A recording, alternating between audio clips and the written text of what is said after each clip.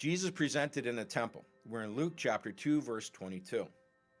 When the time came for the purification rites required by the law of Moses, Joseph and Mary took Jesus to Jerusalem to present him to the Lord. For as it is written in the law of the Lord, every firstborn male is to be consecrated to the Lord, and to offer a sacrifice in keeping with what was said in the law of the Lord, a pair of doves or two young pigeons. Now there's a man in Jerusalem named Simeon, who was righteous and devout. He was waiting for the consolidation of Israel, and the Holy Spirit was on Simeon. It had been revealed to him by the Holy Spirit that he would not die before he saw the Lord's Messiah. Moved by the Holy Spirit, he went into the temple courts. So the Holy Spirit is in this Simeon, and he guides him. You need to go into the temple courts now, Simeon. When the parents brought in the child Jesus to do for him what the custom of the law required, Simeon took the baby Jesus in his arms and praised God, saying, "Sovereign Lord, as you have promised, you may now dismiss your servant in peace." He said, "I can die any time now because you granted me what you promised me.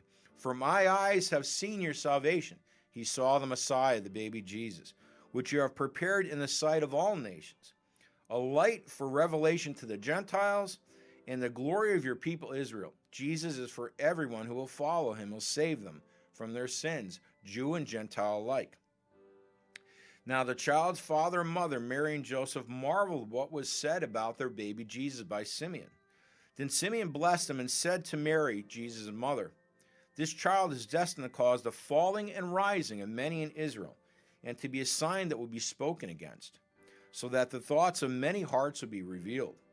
And a sword will pierce your own soul too." In the future, Mary's going to see her son crucified and died, and then raised from the dead too.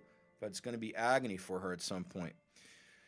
Now, we are in Luke 2, verse 36. There is also a prophet named Anna, so she's a female prophet, the daughter of Penuel, from the tribe of Asher.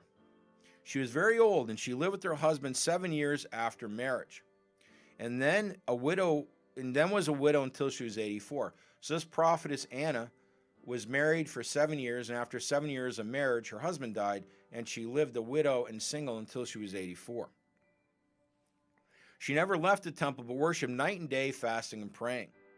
Coming up to them at this very moment, she gave thanks to God and spoke about the child Jesus to all who were looking forward to the redemption of Jerusalem.